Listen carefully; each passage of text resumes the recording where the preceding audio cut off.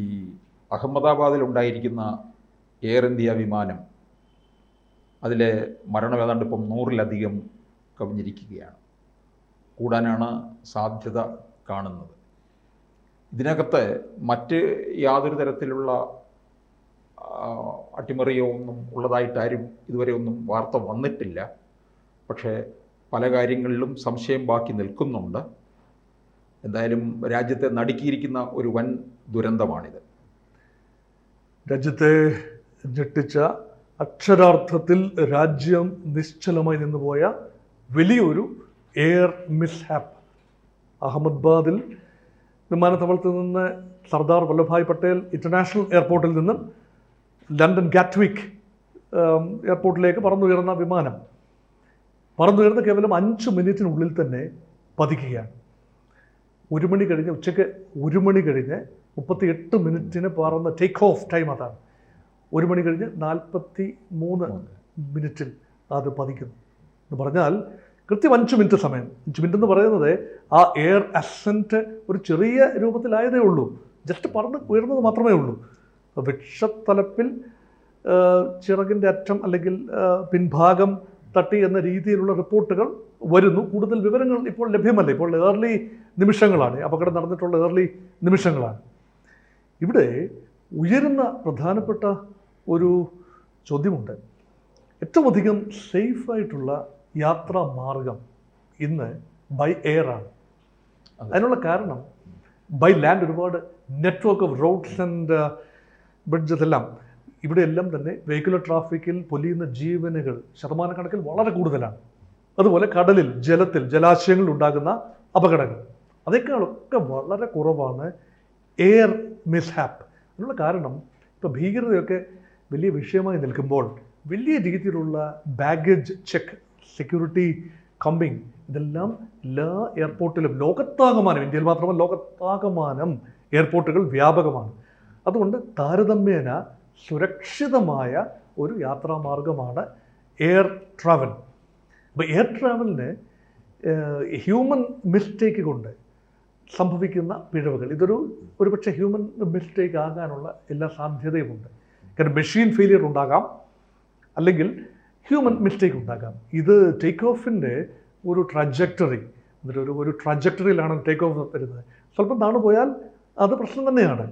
ഇനി പക്ഷികൾ കയറിയാൽ ഈ എൻജിനുള്ളിൽ ചിലപ്പോൾ പറവകൾ, ആകാശത്തുള്ള കാക്കയോ ചെറിയ പരുന്തോ എല്ലാം അങ്ങനെ കയറിപ്പോയി ഉണ്ടാകുന്ന എൻജിൻ ചൂടായി പൊട്ടിത്തെറിക്കുന്ന അവസരങ്ങളും ഉണ്ടായിട്ടുണ്ട്. ഇതെല്ലാം തന്നെ വലിയ ഒരു ചൂണ്ടുപലകയാണ്. കാരണം എത്രത്തോളം പ്രാധാന്യം ഒരു രാജ്യം എയർ സേഫ്റ്റിക്ക് കൊടുക്കുന്നു എന്നതിൻ്റെ സൂചനയാണ്. ഇപ്പോൾ കാക്കകൾ അവിടെ പറക്കാൻ, അല്ലെങ്കിൽ പക്ഷികൾ വലിയ രീതിയിൽ പറക്കാനുള്ള സാഹചര്യം ഒഴിവാക്കേണ്ടതുണ്ട്. കാരണം എയർ ട്രാഫിക് മാത്രം ഇവിടെ ഭീകരരെ മാത്രം നിയന്ത്രിച്ചാൽ പോരാ, മറിച്ച് അതിനുള്ള സാഹചര്യം ഒരുക്കണം. വൃക്ഷത്തലപ്പിൽ ആണ് പ്ലെയിൻ ഇടിച്ചത് എങ്കിൽ അതിനകത്ത് ഒന്നുകിൽ ടേക്ക് ഓഫ് സംവിധാനത്തിലെ കാര്യമായ ഓൾട്ടിറ്റ്യൂഡ് ക്രമീകരിക്കുന്ന സംവിധാനത്തിന് ചെറിയ തോതിലുള്ള പോരായ്മ ഉണ്ടായിരിക്കാം. അല്ല എങ്കിൽ ഒരു ഹ്യൂമൻ എറർ തന്നെയായിരിക്കണം. ഇപ്പോൾ മിക്കതും മെക്കനൈസ്ഡ് ആയിട്ടാണ്, കമ്പ്യൂട്ടറൈസ്ഡ് ആയിട്ടാണ് കാര്യങ്ങൾ പോകുന്നത് എന്നുകൂടി ഓർക്കണം. ആത്യന്തികമായ ഫലം എന്ന് പറയുന്നത് ഇപ്പോൾ വലിയ തോതിൽ ആളുകൾ സർഫസ് ട്രാൻസ്പോർട്ടിൽ നിന്നും എയർ ട്രാൻസ്പോർട്ടിലേക്ക് മാറുകയാണ് ആഭ്യന്തരമായി. ഇത് വൈദേശിക ഫ്ലൈറ്റാണ്, വൈദേശികമായി അന്നും ഇന്നും എല്ലാം തന്നെ ലണ്ടനിലേക്കുള്ള ഫ്ലൈറ്റാണ്. നോക്കൂ, 61 വിദേശികളാണ്, അതിൽ തന്നെ 54 പേരോളം ഈ ബ്രിട്ടീഷ് പൗരന്മാരാണ്. ലണ്ടൻ ബേസ് എന്ന് പറയുന്നത് ബ്രിട്ടീഷുകാരാണ്. ഒരു കനേഡിയൻ, 7 പോർച്ചുഗീസുകാർ, ഒരു കനേഡിയൻ പൗരൻ, 50-ൽ പരം ബ്രിട്ടീഷുകാർ, ബാക്കിയുള്ള ഇന്ത്യക്കാർ. അതിൽ ഗുജറാത്തിൻ്റെ മുൻ മുഖ്യമന്ത്രി വിജയ് രൂപാണി ഉൾപ്പെടെയുള്ള ആളുകൾ ഉണ്ടായിരുന്നു എന്ന് പറയുമ്പോൾ ഒരു VVIPമാരുടെ ഒരു വലിയ നിര തന്നെ. ഇന്റർനാഷണൽ ഫ്ലൈറ്റാണ്. അല്ലെ, ലണ്ടനിലേക്കൊക്കെ സാധാരണ ഇന്ത്യക്കാരന് ധാരാളം യാത്രക്കാർ, പ്രത്യേകിച്ച് മലയാളികളും ധാരാളം. ഒരുപാട്. ഇതിപ്പോൾ ഈ ലിസ്റ്റ് പുറത്ത് വന്നിട്ടില്ല, മലയാളികൾ ആരെങ്കിലും ഉണ്ടോ? അഹമ്മദാബാദിൽ ഇന്ത്യക്കാരെന്നേ പറഞ്ഞിട്ടുള്ളൂ. മുംബൈയിൽ നിന്നൊക്കെ പറക്കുന്ന ഫ്ലൈറ്റ് ആണെങ്കിൽ ഉറപ്പായി മലയാളികളുടെ ഒരു കണക്റ്റിംഗ് ഫ്ലൈറ്റ് ആണ് എങ്കിൽ മലയാളികൾ ഒരുപക്ഷെ ഉണ്ടാകാം. അഹമ്മദാബാദിൽ നിന്നും സാധ്യത കുറവാണ്. എങ്കിലും പൂർണ്ണ ലിസ്റ്റ്, യാത്രക്കാരുടെ പൂർണ്ണ ലിസ്റ്റ് വന്നെങ്കിൽ മാത്രമേ അത് അറിയാനാവൂ. ഇവിടെ നമ്മുടെ ഒരു ടൂറിസം ഭൂപടത്തിൽ, ലോക ടൂറിസം വെബ്സൈറ്റുകളിൽ മുന്തിയ സ്ഥാനമാണ് കേരള ടൂറിസത്തിനുള്ളത്. ഇന്ത്യൻ ടൂറിസത്തിനും അതുപോലെ മുന്തിയ സ്ഥാനമുണ്ട്. കേരള ടൂറിസം ഇന്ത്യൻ ടൂറിസത്തിന് മൊത്തം ഇൻക്രെഡിബിൾ ഇന്ത്യ എന്ന ഒരു വെബ്സൈറ്റിനേക്കാൾ കൂടുതൽ കേരള ടൂറിസം മുന്നേറിയ വാർത്ത ഇന്ന് രാവിലെ വായിച്ചു. അപ്പം അങ്ങനെ ടൂറിസത്തിന് വലിയ സാധ്യത കൽപ്പിക്കുന്ന രാജ്യത്തെ വിദേശ ടൂർ ഓപ്പറേറ്റർമാരൊക്കെ എല്ലാ തരത്തിലുള്ള സേഫ്റ്റിയും, എയർ സേഫ്റ്റി ഉൾപ്പെടെ എല്ലാ സേഫ്റ്റിയും പരിഗണിച്ചാണ് ഈ ടൂർ പാക്കേജുകൾ പ്ലാൻ ചെയ്യുന്നത്. അങ്ങനെ വരുമ്പോൾ താൽക്കാലികമായിട്ടെങ്കിലും, ഇതിപ്പോൾ ഒരു ഇന്ത്യയുടെ കുഴപ്പമെന്നല്ല, അഹമ്മദാബാദ് എയർപോർട്ടിൻ്റെ ഒരു പോരായ്മ എന്നതല്ല, ഒരു അപകടം സംഭവിക്കുമ്പോൾ പെട്ടെന്ന് ഒരു നെഗറ്റീവ് വൈബ് വരും. അപ്പോൾ അത് കേവലം താൽക്കാലികമായിരിക്കാനേ സാധ്യതയുള്ളൂ. പക്ഷേ അവിടെയും താൽക്കാലികമായിട്ടെങ്കിലും ഒരു തിരിച്ചടി അവിടെ ഉണ്ടാകുന്നു. ഇത് ഗ്ലോബലി നടക്കുന്ന എല്ലാ എയർ മിസ്ഹാപ്സും ആഗോളതലത്തിൽ വാർത്തയാവാറുണ്ട്. തീർച്ചയായും ഇന്ത്യയിലെ അഹമ്മദാബാദ് ഒരു പ്രത്യേക നഗരമാണ്. അഹമ്മദാബാദ് ഗുജറാത്താണ്, നരേന്ദ്രമോദിയുടെ സ്വന്തം സംസ്ഥാനമാണ്, അതെല്ലാം ഉണ്ട്. അപ്പോൾ അവിടെയൊക്കെ എല്ലാം ഭദ്രം എന്ന് പറയുമ്പോൾ അവിടെയുള്ള ചെറിയ പിഴവ് പോലും വലിയ രീതിയിൽ പലപ്പോഴും പർവ്വതീകരിക്കപ്പെടാനുള്ള സാധ്യതയുണ്ട്. അതുകൊണ്ട് മൾട്ടി ഡയമെൻഷണൽ, പ്രത്യേകിച്ച് നമ്മൾ നിൽക്കുന്നത് ഇപ്പോഴത്തെ ഒരു സാഹചര്യത്തിൽ ഇതിൻ്റെ പിന്നിൽ രാഷ്ട്രീയമില്ല, അപകടത്തിൻ്റെ പിന്നിൽ രാഷ്ട്രീയമില്ല, മറ്റ് പിഴവുകളൊന്നും തന്നെ ഇല്ല.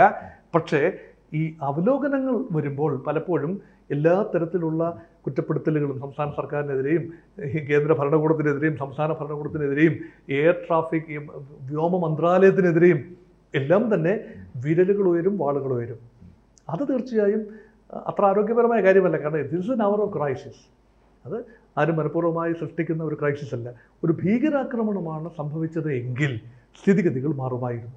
ഇത് സ്വാഭാവികമായി ഉണ്ടാകുന്ന 2 കപ്പലപ്പടകൾ സംഭവിച്ചു കേരള തീരത്ത് കഴിഞ്ഞ ഒരാഴ്ചക്കുള്ളിൽ തുടർച്ചയായി സംഭവിച്ചു. ഇത് തമ്മിൽ പരസ്പര ബന്ധമില്ല. ഒരു കപ്പൽ ചരിഞ്ഞ് മുങ്ങി, കണ്ടെയ്നറുകൾ താഴെ പോയി, മറ്റൊരു കപ്പൽ നിന്ന് കത്തി, അതിപ്പോൾ തീ അണച്ചിരിക്കുന്നു. അപ്പോൾ ഇത് രണ്ടും തന്നെ പ്രകടമായി കേരളവുമായോ സമുദ്ര വ്യാപാരവുമായോ ഒരു ബന്ധവും പ്രകടമായില്ല. കേവലം യാദൃച്ഛികമായ ആക്സിഡൻറ്റുകൾ മാത്രമാണ്. പക്ഷെ അതുണ്ടാക്കുന്ന പാരിസ്ഥിതിക ശോഷണവും അതുണ്ടാക്കുന്ന ഒരു തൽക്കാലത്തേക്കെങ്കിലും കപ്പൽ ഗതാഗതം സുരക്ഷിതമല്ല, കേരള തീരങ്ങൾ സുരക്ഷിതമല്ല എന്ന ഒരു ഇതൊന്നും റാഷണൽ അല്ല, ലോജിക്കൽ അല്ല. പക്ഷെ അങ്ങനെ വരുന്ന ഒരു വലിയ രീതിയിലുള്ള പബ്ലിക് സെൻറ്റിമെൻറ്റ് അതിനെ കണ്ടില്ലെന്ന് നടിക്കാനും ആവില്ല. അതുകൊണ്ടാണ് വ്യോമ അപകടങ്ങൾ ഉണ്ടാകുമ്പോൾ അത് സംയമനത്തോടെ രാജ്യവും അന്തര സമൂഹവും, പ്രത്യേകിച്ച് ബിസിനസ് ലോകം, അതുപോലെ യാത്രികർ, പ്രത്യേകിച്ച് വിനോദസഞ്ചാരികൾ ഉൾപ്പെടെ വളരെ അതിനെ ഒരു കോണ്ടെക്സ്റ്റിൽ എടുക്കാനുള്ള ഒരു വിവേകം കാട്ടുമെന്ന് തന്നെയാണ് പ്രതീക്ഷ. ഇവിടെ നേരത്തെ സൂചിപ്പിച്ചുള്ള ഈ പക്ഷികളുടെ ഒക്കെ പ്രശ്നം, അത് എല്ലാ വിമാനത്താവളത്തിനോട് ചേർന്ന് ഇത്തരത്തിലുള്ള ചില പ്രശ്നങ്ങൾ നേരിടുന്നുണ്ട്. നമുക്ക് തിരുവനന്തപുരത്തുണ്ട്. അത് വളരെ രൂക്ഷമായിട്ട് ചർച്ച ചെയ്തിട്ടുള്ള ഒരു കാര്യവുമാണ്. അത് കാരണം ഈ ചവറുകൾ, മാലിന്യങ്ങൾ, അങ്ങനെയൊക്കെയുള്ള കാര്യങ്ങൾ വലിച്ചെറിയുന്ന ഒരു സംസ്കാരമുള്ള ഇടങ്ങളിൽ പക്ഷികളെ നിയന്ത്രിക്കാൻ ബുദ്ധിമുട്ടുണ്ടാകും. അപ്പോൾ ഈ വിമാനങ്ങൾക്ക് പറന്നുയരാൻ തക്ക നീളമുള്ള ഹൈവേകൾ, റൺവേകൾ, അടിസ്ഥാന സൗകര്യങ്ങൾ, lighting arrangements, air traffic control, അതുമായി ബന്ധപ്പെട്ട സാങ്കേതികമായ തികവ്, അതെല്ലാം ഒക്കെയാണ്. റൺവേയുടെ കാര്യമൊക്കെ ലോക നിലവാരത്തിൽ തന്നെയാണ്. അഹമ്മദാബാദ് ഇൻ്റർനാഷണൽ എയർപോർട്ട് എന്ന് പറയുന്നത് സർദാർ വല്ലഭായ് പട്ടേൽ രാജ്യത്തിൻ്റെ അഭിമാനമാണ്. ലോകത്തെ ഏറ്റവും വലിയ സ്റ്റാച്യു, സർദാർ സരോവർ സ്റ്റാച്യുവിൻ്റെ ഗാന്ധിക്ക് സർദാർ വല്ലഭായ് പട്ടേലിൻ്റെ പേരിലുള്ള വിമാനത്താവളം എന്ന് പറയുന്ന അഭിമാന സ്തംഭമാണ്. ഇന്ത്യയിലെ ഏറ്റവും വലിയ വിമാനത്താവളങ്ങളിൽ ഒന്നുകൂടിയാണ്. അഹമ്മദാബാദ് ബിസിനസ് നഗരവുമാണ്, വലിയ സാധ്യതകളുള്ള സ്ഥലം. അപ്പോൾ അവിടെയൊക്കെ ഒരു വൃക്ഷത്തിൻ്റെ തുമ്പത്ത് തട്ടി എങ്കിൽ, അങ്ങനെ ഒരു വാർത്ത വന്നതുകൊണ്ട് മാത്രമാണ് ആവർത്തിച്ച് പറയുന്നത്, അങ്ങനെയെങ്കിൽ ഗുരുതരമായ ഒരു വീഴ്ച തന്നെയാണ്. 2 രീതിയിൽ കാണാം. എങ്ങനെ ആ ഒരു ട്രാജക്ടറി സെറ്റ് ചെയ്തു. അവിടെ വൃക്ഷം ഉണ്ടാകാൻ പാടില്ല, അല്ലെങ്കിൽ വൃക്ഷമുണ്ടെങ്കിൽ അതിലെ പറക്കാൻ പാടില്ല. അങ്ങനെ ഉണ്ടെങ്കിൽ, ഇനി അതല്ല, ടേക്ക് ഓഫ് ഗിയർ സംവിധാനത്തിൻ്റെ സാങ്കേതിക പിഴവാണ് സംഭവിച്ചതെങ്കിൽ അത് ഗുരുതരമായി നോക്കേണ്ട കാര്യമാണ്. വിമാനവുമായി ബന്ധപ്പെട്ട വിഷയമാണ്. അത് ഹ്യൂമൻ എററാണോ അതോ ടെക്നോ എററാണോ അതാലോചിക്കണം. ഒരു കാര്യം കൂടെ ഓർക്കണം, വിമാനങ്ങൾ പറന്നുയരുന്ന സമയത്തും ലാൻഡിംഗ് സമയത്തുമാണ് ഏറ്റവും അധികം അപകട സാധ്യത ഉള്ളത്. മുൻകാല അപകട ചരിത്രമൊക്കെ നോക്കിയാൽ അങ്ങനെയാണ് സംഭവിച്ചിട്ടുള്ളത്. മധ്യത്തിൽ പൊട്ടിത്തെറിച്ചിട്ടുള്ളത് മിക്കതും ബോംബ് സ്ഫോടനം നടത്തി, തീവ്രവാദ ആക്രമണം, ബോംബ് സ്ഫോടനം, അത് ആകാശത്തിൽ പൊട്ടിത്തെറിക്കുന്നത് അത്യപൂർവമാണ്. അപ്പം ലാൻഡിംഗ് സമയത്തോ അല്ലെങ്കിൽ ടേക്ക് ഓഫ് സമയത്തോ കൂടുതൽ അപകടങ്ങൾക്കുള്ള സാധ്യതയുണ്ട്. ടേക്ക് ഓഫ് പ്രോപ്പർ ആയില്ല എങ്കിൽ അതിൻ്റെ അപകട സാധ്യത കൂടുതലാണ്. അത് കൂടുതൽ അന്വേഷണത്തിൽ മാത്രം തെളിയേണ്ട കാര്യങ്ങളാണ് യഥാർത്ഥ കാരണങ്ങൾ. പക്ഷേ എത്ര പേരാണ് സർവൈവ് ചെയ്തിരിക്കുന്നത് അതേക്കുറിച്ചൊന്നും ഒരു വിവരവുമില്ല. ഇപ്പം 150-ലധികം ഡെത്തുകൾ റിപ്പോർട്ട് ചെയ്തിരിക്കുന്നു. 242 പേരാണ്. 230 പേര് യാത്രക്കാരും ബാക്കിയുള്ള 12 പേര് ക്രൂ മെമ്പേഴ്സ്. അത് പൈലറ്റും കോ പൈലറ്റും എയർ ഹോസ്റ്റസ്മാരും ഫ്ലൈറ്റ് അസിസ്റ്റൻറ്റുമാരും എല്ലാം ചേർന്ന സംഘം. അതുകൊണ്ട് തീർച്ചയായും ഏറെ അർത്ഥതലങ്ങളുള്ള ഒരു അപകടമാണ്. എല്ലാ അപകടങ്ങളെയും പോലെ ഈ അടുത്ത കാലത്തെങ്കിലും കാര്യമായ അപകടങ്ങൾ എയർ മിസ്ഹാപ്പ് ഉണ്ടായിട്ടില്ല എന്ന് ഓർക്കണം.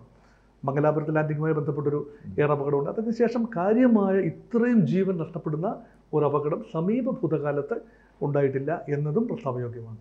കൂടുതൽ വാർത്തകളും വിശേഷങ്ങളും നിങ്ങളിലേക്ക് എത്താൻ ABC മലയാളം സബ്സ്ക്രൈബ് ചെയ്യുക, ബെൽ ബട്ടണും അമർത്തുക.